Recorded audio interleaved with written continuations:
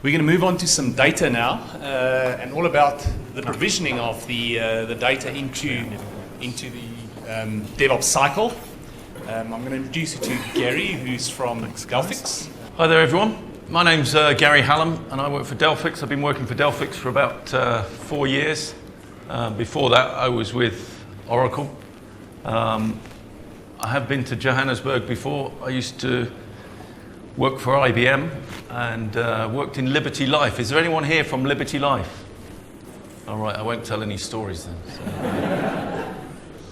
I think when it was back in 1998, towards the end of Nelson Mandela's presidency, and DevOps then was all about buying enough drinks for the mainframe operators to get them to do what you want. But I did actually do an update on the production mainframe, which was quite impressive. But that took a lot of chatting people up to be able to do that.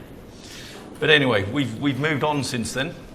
So what are we talking about? I think if you look around the industry today, there's a lot of disruption, right? And disruption is big changes happening across industry and changing of business models. And if you look today, since 2000, 52% of the Fortune 500 companies no longer exist. And if you look at Apple, who are still there, actually a lot of these companies are our customers as well, but Apple is still there. But they didn't just take the business from BlackBerry and Nokia, but they took it from other businesses as well, like Kodak, Sony, Garmin GPS, Texas Instruments. I mean, they took market share from lots and lots of different businesses. We used to say that it was the big eating the small, right? So the big companies just gobbled up all the other companies to get more capability. But now it's more about the fast eating the slow. And that's the imperative today, is how fast can we go? Particularly in industry where we're bringing applications to market. And it's quite interesting, it's not about developing so much anymore, but it's about leveraging the capability that exists out there. If you look at the top, for instance, Uber. I mean, Uber didn't invent mobile phones, they didn't invent iOS, they didn't invent Android, they didn't invent payment engines, geolocation, mapping. They didn't do any of that. They just put all of that together and disrupted the taxi business. So if you put that on a corporate level, really what you need to do as a business in the IT world is to find the capability that exists out there today and put that together and operate much, much more quickly. I mean, we've been doing this for a long time in IT, and I've been in IT for a long time, but it was all about creating reusable packages of code, right? And when Java came around, it was always using other people. Stealing, did I say that? Using and purchasing other Java packages and putting them together. But now we're able to get that at a higher level, and it's about putting those things together and moving very, very quickly. So what happens? How do we go fast in business today? Basically, you've got to do things differently. Now, anyone that was listening to my presentation in Cape Town, you're not allowed to answer this question, okay? So, does anybody know what the fastest wheel-driven land speed record is? Roundabout. Shout it out. 1,060. Are you talking kilometers? I'm a miles an hour kind of guy. Yeah, it's about 800. Yeah, it's pretty close, actually. Actually, I don't know, it's probably accurate. I can't do the conversion. But actually, the wheel-driven land speed record is 470 miles an hour. Okay? But this car here, which was a jet-powered, which is basically a controlled explosion out the back of the car, this broke the land speed record in 1997, I think October 1997, at 763 miles an hour, which at sea level is around about the speed of sound. But actually, they're now trying to make it go a lot faster. So there's the Bloodhound land speed record now. They're actually trying to make that car go 1,000 miles an hour, and they're actually going to do it in South Africa on the Hakskeen Plain. So that's quite interesting, right? But the thing is, when you start to go fast, you've got to do things differently, right? Because at over about 400, 500 miles an hour, your steering wheel, the wheels on the ground, turning the wheels is not going to do a lot, right? So, you need different controls. You need a rudder to actually steer the car, and also,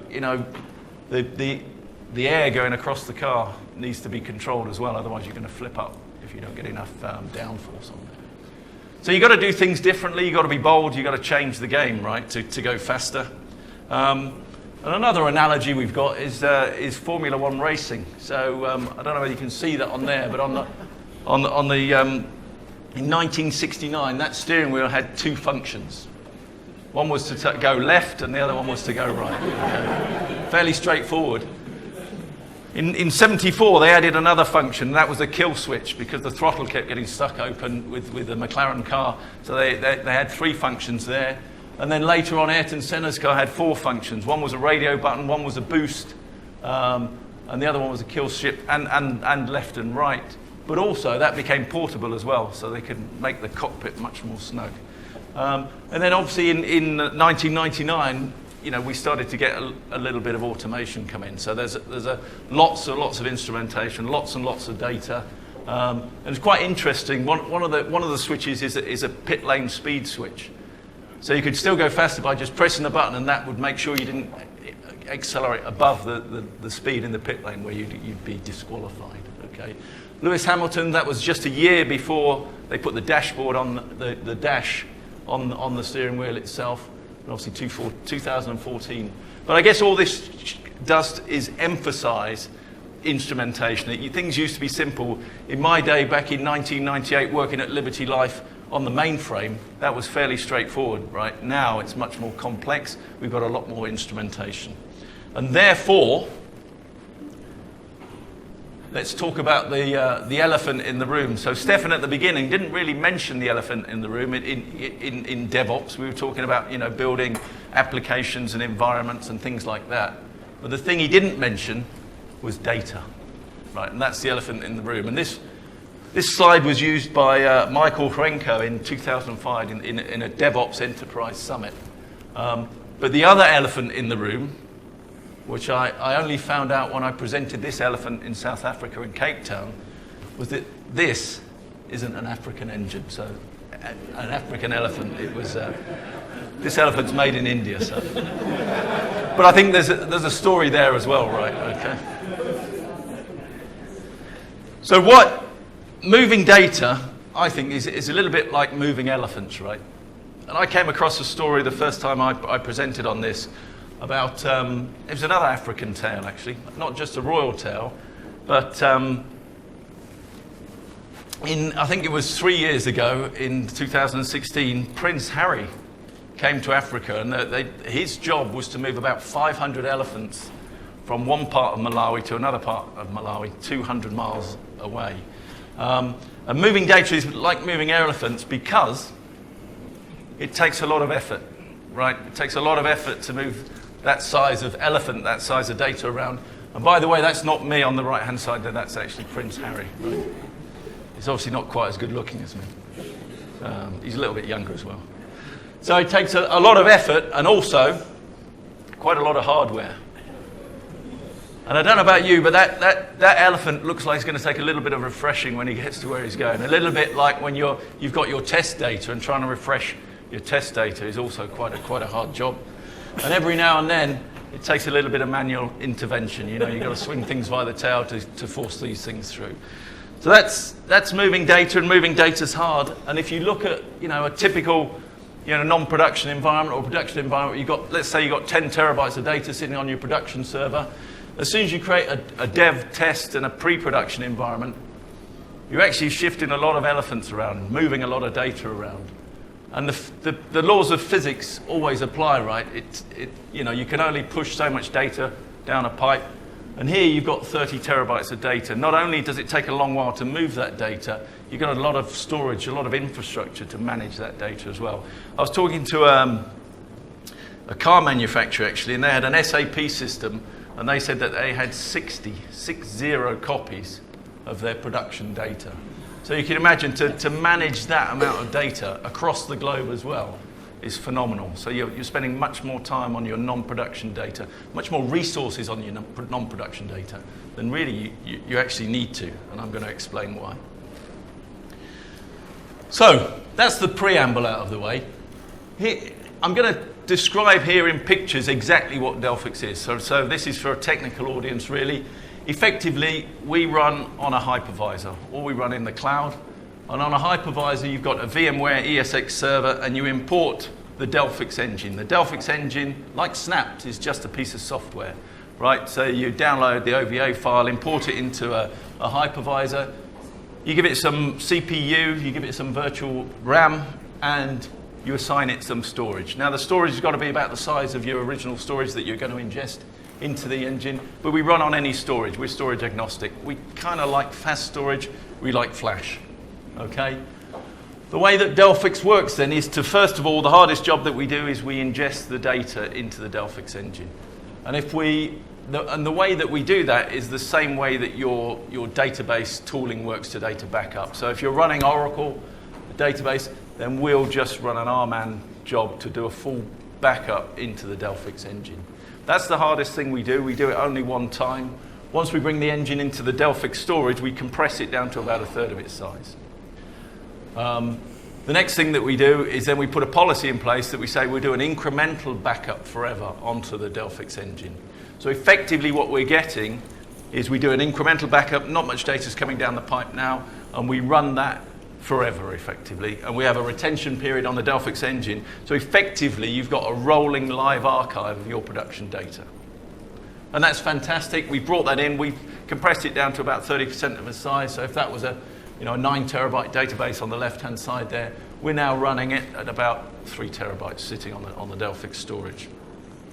So the next thing we do then is to virtualize the data, and we provision the data to in this case is a target environment that's running the binaries for whatever database you're using. Let's say we're still using Oracle, and we can provision that 10 terabytes of data in a few minutes.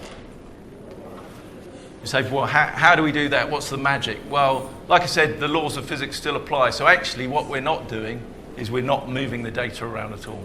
What we're actually doing is sharing the data, and all we do on that target environment is create a mount point for the data, and we create a set of pointers to the data, and we give a set of pointers and call that the virtual database. So from any point in time on that rolling live archive, we can provision a virtual database, and we do that in almost zero storage footprint, and we'll do it in a few minutes. The biggest Oracle database is just over 100 terabytes. One of the biggest SQL Server databases we do is for a large global bank, and that's 70 terabytes, and we provision that in 15 minutes, or they provision it in 15 minutes. So that's great then. So once we've got a virtual database, we can actually then provision virtual databases from virtual databases. So you might have a development environment, and we can create lots of copies of the database on those development environments. Likewise, you may have a test environment, again, multiple copies. The reason we might want to have this kind of architecture is because that pre-prod environment, as I've described it there, or it's really an environment where you actually want to potentially operate on that data, because that's bringing data from production. You may want to mask that data, protect that data, subset the data, do some things to that data before you pass it on to your test and developers. If you mask the data in that pre-production environment or in that first environment, or mask the copy of the environment, anytime those VDBs are created from that pre-prod environment, we can ensure that that data is masked. And also the life cycle of the refresh of the data can be different from into the master copy than into the end user virtual databases. So that's what we've got. You can also, not bother to mask the data. You can actually have, offload your production environment. So if you're running end of day or reporting, then you can just create a copy of the database to run management information reporting, end of day reporting, whatever. And that's what Facebook used Delphix for. They had a number of e-business suite systems from acquisitions, and it was taking them 21 days to actually run their end of month. So it took them almost a month to do the end of month ledger. When they put Delphix in place, they created lots of virtual copies of the whole application suite, and they were able to reduce that down from 21 days to 2 days. And the Delphix dynamic data platform will also sit in the cloud. So we're running at AWS and Azure today. We'll soon be running in Google Cloud Platform as well. So that was my sort of architecture diagram. This is the marketing slide, and this is what they really wanted me to show you. So effectively, we virtualize the data. We can secure the data as well. So we have a masking engine sitting inside of the system, and we can manage the data. But the real value comes actually at that end point, and that's the self-service, right? So we can provision many copies of your multi-terabyte production data in a few minutes, and that's great, and that brings lots and lots of value. But also what we're able to do is provide a self-service interface for the end users. And I'll talk a little bit more about that. So what that then does is we can empower your end users, and apparently they become energized and engaged once they can get access to the data. But actually, I went to a customer here in South Africa, in Johannesburg actually, and the guy was initially energized and engaged up until he realized he was no longer going to be able to blame the DBA for not getting his development work done. And we still haven't installed Delphix in that customer yet. Well, we have in the UK, but not in South Africa. Okay, so data consumers, they've got instant access to multi-terabyte virtual databases. They can have personal environments because we're on almost zero storage footprint, so you don't need the infrastructure. We've got self-service controls. You can get full fresh data, so you can test all of the edge cases, and we can eliminate all of the admin tasks. So this self-service interface is quite powerful. We don't really make the DBA redundant, but we ensure that the DBA has got an easy life pressing a button to give the data to the end users, but also they can get on with more important tasks, more interesting tasks of making your production run quicker. From a data provider perspective, we can protect sensitive data. We can provide governance and compliance, not only from the masking capability, but also being able to go back in time and get a copy of the production database almost instantly. HSBC use that to good effect for their compliance officers. We can perform delivery automation, so we can automate the delivery of that data. We can manage data sprawl. And we can reduce the storage overhead. If you look across all of our customers, they, on average, save 80% of their non-production storage requirements based on the additional virtual databases that we deliver for them. The other interesting thing as well, from a security and a protection point of view, is the fact that with the Delphix engine, we can actually shut down all of your non-production databases instantly. Because we're running on a mount point, once we close the Delphix engine, we can shut down all of that data, and that provides, if you're being attacked, your non-production data is being attacked, we can shut it down almost instantly. Now you might think, well, there's a single point of failure, but we also have replication capability to give you high availability as well. And that energized and engaged is actually real. 2 years ago, I was at one of our user group conferences, and one of the Channel 4 DBAs said, he said that, I wrote this down, he actually said this to me, he said it's been eye-opening to see the change in the DBA dev team relationship, because it was no longer onerous to deliver data to the developers. They didn't have a lot of work to do, it was just the push of a button. So what can you do with self-service? Well, the data consumers can bookmark the data, they can version the data, they can refresh, restore, branch, and rewind the data. And they can also share the data as well, and I'll show you how that works. If you look at the self-service interface, and I'm going to try and do a demo in a moment, really it's like you've got a Netflix-like screen, big buttons at the top.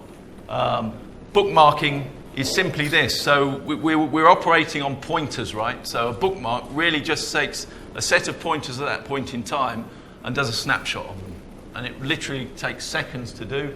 And once you've got that snapshot, then the end user is able to rewind back to a point in time.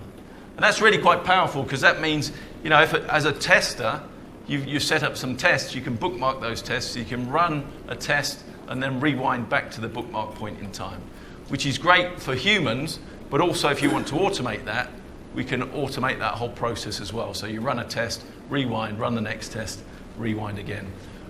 The branching capability is similar to bookmarking, except with branching, you're now creating a new copy of the database.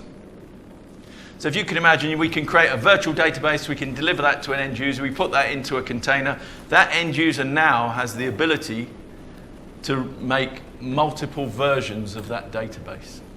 Okay? And they do that by, you say, let's create a branch, we'll take a snapshot of those pointers, we'll bring the database down, and then we'll bring the database back up on a new set of pointers, and that's just another branch. It's effectively a new database. It's running on the same connection string, on the same target server, but now you can instantiate one or other of those different branches of data. It's exactly the same database, but you're defining what data you're going to present to the application. And you can do that many, many times. And also, if you've got a 10 terabyte database, you're only creating an additional few gigabytes to create a copy of the data.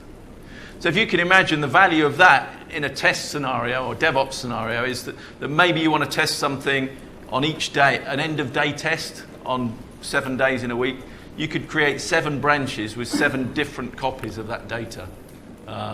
Other things you might want to do, you might want to create subsets of data, so you can effectively create a data catalog of versions of data as an end user without any DBA knowledge whatsoever on a self-service interface. The other thing you can do is actually share that data, as I said, so you can actually take a bookmark and you can share that bookmark with another end user that has a different virtual database. So if you can imagine you're a tester and you get a problem, you can call the developer up, and if he's got a virtual database from the same template, you can share your instance of the database and you can see that instantly. So in a few minutes, he's got a copy, either on his one timeline or he can create a new branch. And I'll show you how that works. So the value then is several fold. As a developer, you can create different branches for different projects, different bug fixes. If there's a production error, you can just bring in refresh from production onto a different branch. The SDLC Dev QA lifecycle, we can share our data, share copies of the data. And from a production delivery capability as well, we can actually replicate data. So if you have one Delphix engine sitting on premise, virtualizing your data, you could put another Delphix engine in another data center in a different part of the country, or more likely, if you're going to go to the cloud, you could put a Delphix engine on Amazon, and we can replicate that data across. So if you can imagine, we've ingested all of that data, we're doing incremental updates of that data, so we've got a rolling live archive on premise, and we can replicate that into an engine in the cloud. The first time we do the replication, it's going to take some time, but we throttle that. But subsequent replications, we're going to take incremental sets of data across. And that means we can help with cloud migration, but we can help keep the cloud in sync with your on-premise environment. But not only that, we save some of the costs of running in the cloud because you've only got that one copy of the data, and we can create virtual databases off of that almost instantly. So this just describes the sort of data catalog idea that we've defined. So we've got lots of inputs. We can prepare the data, maybe mask the data, amalgamate data together. And when we push out those virtual databases on the self-service environments, they can create data catalogs. And this is how we look with the branching. But actually, what I'm going to do now is just to go into a demo if anyone's interested in that. Yeah, should we do that? Right, here's the picture. So I drew this up. It's similar to the other picture that we had.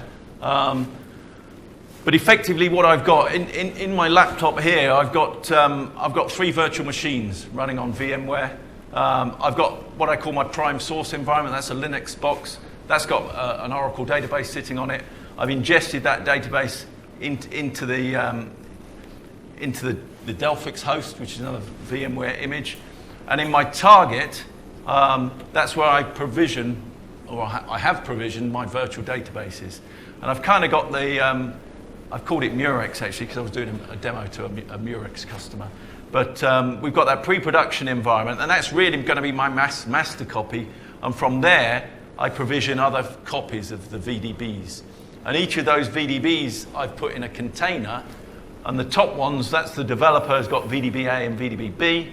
And the QA guy has got VDB-D and VDB-E. So that's kind of the picture that we're looking at. And let me see if this demo will work.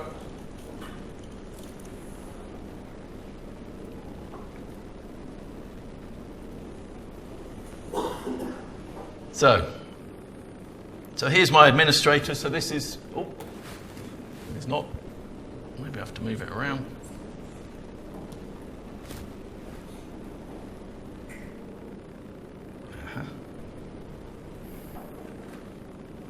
Sorry, this is a bit of a challenge. I didn't expect this. Oh no, I've got to work from over there. It's going to be difficult. I wonder if I can just, yeah,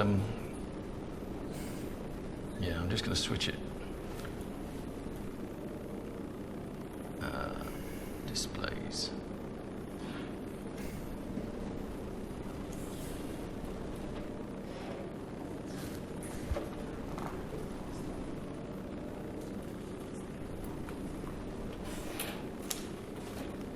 Right, there we go. Yeah, that was going to be difficult.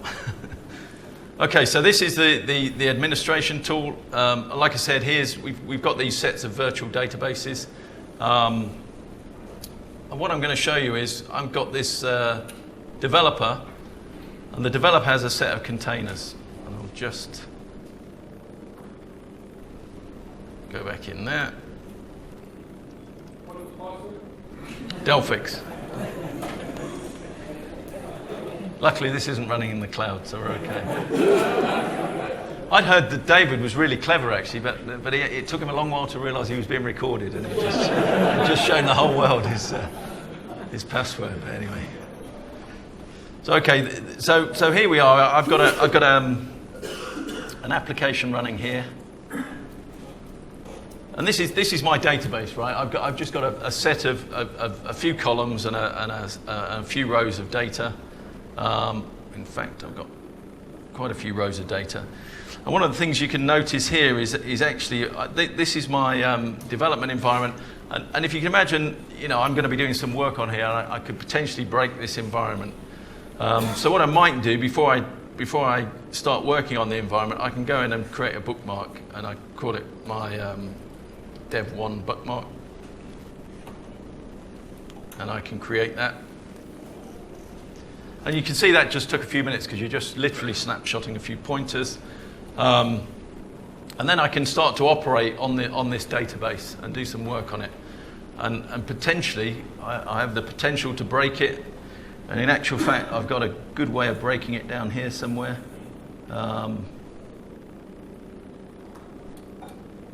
He says, hopefully. So I've got a SQL action going on here. So let's have a look.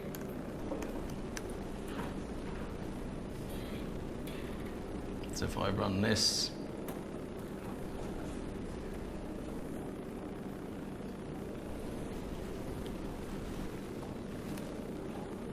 so hopefully that will run. And so I've kind of updated this database, so if I refresh that, as you can see, a typical developer, I've broken the application. Now it could be that I'm going to take some time to resolve that. It may be I want to hand that off to another developer to fix the problem, or I could rewind. So in this instance, I could actually go back to this point in time here, and I can hit the rewind button, and I can restore this database back to that original point in time before I got there. Now this is a simple database, but you can imagine you may have a few testers working on this database. You could have 10 people waiting for this to be resolved. And in actual fact, I can then take this copy here, which is the broken copy, and I can press the share button there, and actually I can go into another user. So, and they've got a similar container.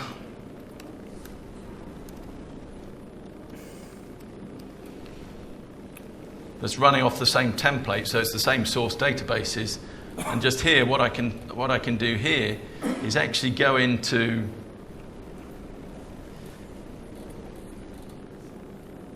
the bookmarks, and I can see some available bookmarks. So I can see this dev1 shared bookmark, so I can press that, and I can actually hit this button here, which will give me, will create me a version, a branch of my database. So with my virtual database, I'm creating a new branch of data for this user. So meanwhile, back on the developer side, that we're still restoring that database back to the original point in time so that we can get this application back working. And as you can see, that's now been restored, and I've recovered all of that data back on that particular virtual database. So I've just gone backwards in time, gone back to a bookmark point in time, and then this user here, if we go back to the timeline, again, we're now creating a whole new version of that database ready for that user to potentially fix the problem. So that's from an end user perspective, a consumer, data consumer perspective, that's what we can do. If you look at the administrator, the administration tool, then here, this is that pre-production environment, and it's very easy to refresh that environment from production. So I can refresh that VDB, assuming I haven't been logged out. Can anyone remember what the password is? So if we go back to that data set, that pre-production data set, and we can, I'll just check that that action's not already running. Right, so in here, if I hit this refresh button, that tells me, so I can refresh actually from any point in time, so I can go back in time. So maybe I want to refresh this database from a few weeks ago. Or if I hit this faster button here, that's just going to refresh from the last snapshot that we did of the production database. And I'm going to submit that. Okay. But the interesting thing about that, if I look at the production instance of my application, I've got a set of real names in there. One of them happens to be my son at the top. But actually, when I do that refresh, I mentioned that we've got masking in place. So actually, when I refresh that database, if I look at the admin tool, I can see what's going on here. During this refresh process, what we will actually do is not only create, drop the pointers, refresh the database, bring the pointers back up, bring the database back up. Actually, once we've done that, we'll actually then run the masking job. And if the masking job fails, we actually won't refresh that virtual database. Okay, and that gives us protection to say we only ever want masked data in this virtual database. And you can see now it's running the masking job. So that actually, when we go back in, I'll just wait for that to finish. He says, and it should finish fairly quickly.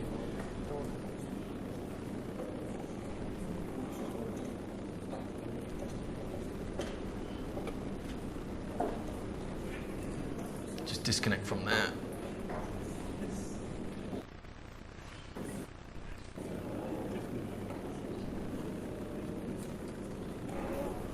There we go, that's finished now.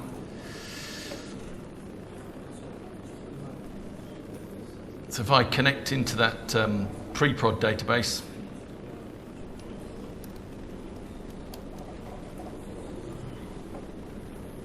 then you'll actually see that the data is different, right? So all of those first names and last names, you probably can't read from the back of the room, but trust me on this, they've actually been masked, so they're changed names. And also the interesting about our masking is that we mask in with realistic data.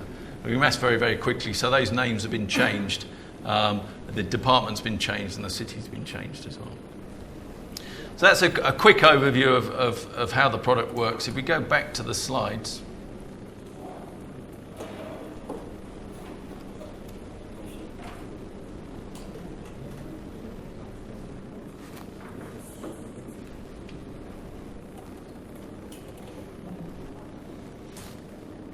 So that was the picture that we saw. So in essence, I did this slightly the wrong way around. We had the developers had an error.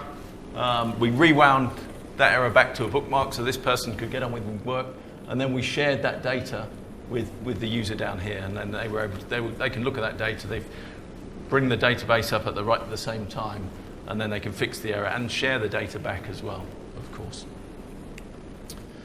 So that was it. So the other thing I didn't mention is those containers, that just had one single database running, an Oracle database. You can actually put multiple databases into that container. So if you're doing end-to-end testing of a system, often that's got multiple applications, and we can also virtualize file systems as well. So we have customers that virtualize, WebLogic, WebSphere applications. We virtualize eBusiness Suite out of the box. But it means that you can ingest those different database types, and then you can do end-to-end testing. And when you do a rewind and a restore, you're doing that on all of those databases and synchronizing all of those databases up, which is really powerful capability, especially when you're running ERP systems like SAP, where you're running different SAP modules. Keeping them in sync is quite a challenge. And particularly keeping different applications across an end-to-end testing suite is also quite a challenge as well. So that was it, and obviously, you've got a development environment timeline, a time machine effectively, where you can just keep going backwards and forwards in time. The thing about masking as well, you saw that we can mask data, is that actually, if you use a virtual database to do your masking, then actually you're saving a lot of storage, but also with virtualization, you've got that rewind capability. So I don't know whether any of you are embarking on sort of masking for GDPR and things like that, but we're working with HSBC at the moment where they've really stepped backwards and gone, we need a proper business process around masking. They've got 1,000 or more applications that they need to mask. They've got to take a risk profile of those applications. They've got to take the highest risk applications first, and they're going to mask those first. But what they needed was a way of doing that. You really need kind of like a masking factory to say, right, let's take this application. Where's the sensitive data in that application? We can discover the sensitive data with Delphix. We can then mask that data as well. But if that masking then breaks the application, we're able to rewind and try the masking again and mask in a different way and work out what the issues are with masking. And also, in some cases, you want to mask for purpose, right? So sometimes, if you're passing your data out to a third party, that may want to be more masked than if you're fixing a production problem with some in-house staff, okay? So we speed up that masking life cycle. We do it very, very quickly. But then also, we can mask out of band. So because we don't need the storage overhead, you can actually mask the data on a separate instance, and then once that's ready, because we can make a clone of a clone, we can provision that masked copy almost instantly. So in a few minutes, we can move that masked data around. Like I said, we can manage policies, we can discover sensitive data, we create an inventory of that. You can create your own profile based on your application, based on your language, based on your compliance rules, based on the department, if they've got different stricter rules than other departments. And we can secure that data and we audit that data as well. The masking we've got is comprehensive. We operate across multiple sources. It's consistent, so it's deterministic as well. So we mask an Oracle database the same way as a SQL Server database, the same way as a MySQL database, the same way as an XML file. Will be consistent across that. So my name will be masked to a different name across all of those sources. And we do that deterministically. We've also got enterprise features like master slave, so your algorithms are on one engine, but we can deploy those algorithms to engines that are closer to the data. And we mask in a usable way, so that it's realistic looking data. We've got a masking API, because it's quite interesting. When you're masking data, we were talking to one customer, we show him the UI and it's great, we can find all these columns and work it out. But he said, yeah, but I've got 1,000 databases. And also, if you're trying to mask SAP, for instance, there's 140,000 tables. And you don't want to go through those manually. So what we can do, we have an API and we can say, right, give me the connection string to your 1,000 databases, and we'll build the inventory for you on each of those and show you what it is, without having to key into a user interface. And obviously you can use other tools to call that API to do the masking. And we've got some other capabilities. So if you take that also to the virtualization and the DevOps tooling, if you can imagine what Delphix actually does is it bridges that data gap. So where you can, actually if we go on to the next slide, if you've got something like Zebia Labs running your orchestration of your software development lifecycle, then Delphix can provision virtual databases in each part of that lifecycle. And obviously one of the things we're working with customers, because we can create databases very quickly and you can create many environments, that becomes a challenge then for the database operator management team, because now you need to manage the updates to the database environment. And that's where things like DB Maestro come into place, where we can quickly rewind the data and then DB Maestro can reapply some of the changes that you've made in line with the application changes that you've done. I think we talked about replication, so we can we speed migration to the cloud because we can mask the data and we can replicate that data out, and we can keep that cloud in sync, so the final cutover is very quick. Okay, so you've already got all of the data over there. We're only going to put some incremental data across, and the fact that we throttle that data as well, even if you're migrating data centers, we can speed that process up because you don't have to wait till Friday and shut everything down. You can run the replication at the beginning of the week because we're throttling it and we're just trickling that data across the network. So that's it, almost at the end. So, we've got the cloud environment, you've got DevOps environment, the DataOps environment, which is the space that we play in, is really where we're actually treating data like code. We can move it very quickly. We're making it available as self-service. We're data source agnostic. Once it comes into Delphix, we treat the databases in exactly the same way. We can mitigate data privacy and compliance risks, A, by masking the data, and B, by recovering the data when a compliance officer wants it. And we solve some of that talent problem where we're automating a lot of the database administration. So there we go. So we take from the data to those new service introductions, enhancing customer experiences, accelerating the release of code, and having faster cloud adoption is all delivered by the Delphix Dynamic Platform. And that is the end of my presentation.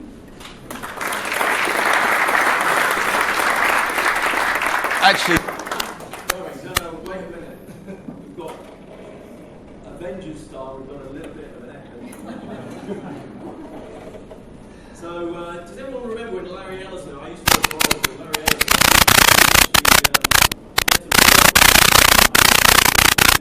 anyone know that? So that was interesting. So that made me think about an Avengers theme, right? And the only one thing I did want to say is that we do virtualize it. So Delphix can do that. We've also got this interesting feature called B2B, which is virtual to physical.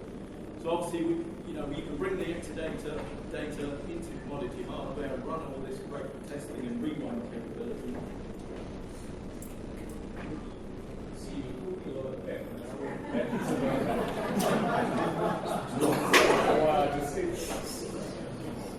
Man-machine hero. Actually power.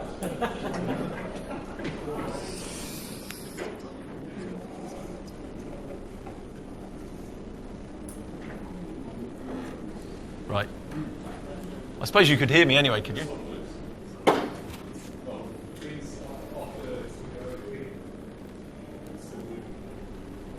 Are we okay? Right, you could probably hear me anyway, so sorry at the back there. So yeah, anyway, so we do virtualize Exadata. But quite interesting, we were in Cape Town last night and someone mentioned the fact that somebody here looked a little bit like Thanos, right? So, and I got to thinking, DevOps infinity tooling. And obviously with the ninth bit, but it's all about the infinity tools, and you better make sure that you get all of the DevOps tooling before your competition does. Thank you, Gary. You can go and sit down.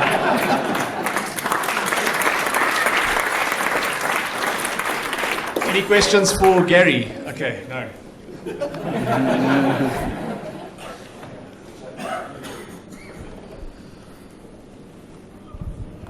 Yeah, it's got a question around the masking. If you've got something critical like an account number which you have to validate, Yep. it still needs to be masked, but the validation may then fail. How do we deal that? Usually things like that are validated with a check digit, right? Yep. And so let's say it's an 8-digit number. So we can actually mask using our segmented mapping algorithm, and we can mask the first 7 numbers. But then what you need to do is run that checksum against that data as well and deliver the check digit. You can do that in a couple of ways. Either you can do that through, if you're running on Oracle, you can mask the first 7 digits, and then you run within some SQL. You can run SQL code on that, or we can actually create a custom algorithm that will do that second part of putting the check. Okay, yeah, so there are ways of doing that then. Yeah, absolutely, yeah. And also, that might be a key field as well. So, you might want to drop the constraints and then bring them back up again once you've completed. Cool, thank you.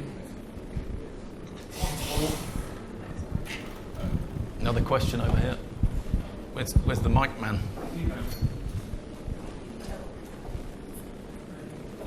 I'll stand back up here. Okay. I should have left Thanos on the screen, shouldn't I, really? Sorry about that. Okay, it's also a question associated with the masking. Thank you for an excellent presentation. What are the controls that you have securing the masking and the unmasking of data? So right, yeah. So there's a couple of things, right? When you talk about masking data, really you want to obfuscate it, and you don't want to return back to the original data. So with Delphix, we can create 2 kinds of environment. One is a masking environment, and that's just one way. You can't return back. We don't create any other ways of getting back the data. And we've got basically 9 base algorithms from which you can create custom algorithms. So we do things like secure lookup, which will take a value, and you get a list of masked values. We will hash that value, mod it to get a number, and then we'll take the value at that number and replace that value. And we also put collisions in there as well. So actually, there's no way of going backwards. We also have a tokenization environment, and that tokenization environment is different because that gives you a re-identified job. So that means, but it doesn't work on all the algorithms. So if the algorithm is reversible, i.e. it's encryption, so we do tokenization, which is a base 64 encode of the value, and we also do mapping, which both can be reversed. But you can create custom algorithms as well. So if you were doing, if you took some of the NIST format preserving encryption, there's some code that you can use there, and we've done that. You create a custom algorithm that's reversible. Again, you could create the re-identify job, but you'd have to define how that custom algorithm is re-identified. So yeah. Well, it's protected because it runs in the Delphix engine. So the Delphix engine is effectively a black box. So it sits within there. Things like secure lookup are encrypted anyway inside of the Delphix engine, and that's running in basically a black box environment. So that's a hardened operating system.